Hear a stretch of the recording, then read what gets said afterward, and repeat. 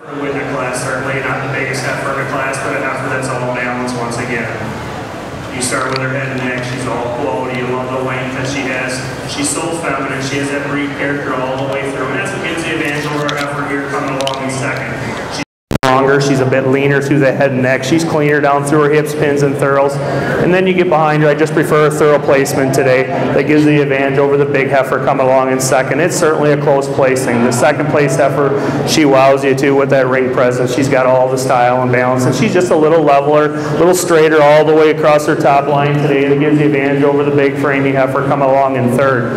Our third heifer, another heifer that's certainly got quite a bright future. I love the length, the stretch that this heifer has. She's got a tremendous midsection, but she's just so much more heifer than the heifer following in fourth. She's a bit taller and longer from end to end. She's a little cleaner all the way through. A little bit more spring and openness to both the fore and rear rib, but another extremely beautiful main heifer coming along here in fourth. The fourth heifer just has the advantage being a bit cleaner through her and cleaner and flatter down through her hock than the white heifer following in fifth.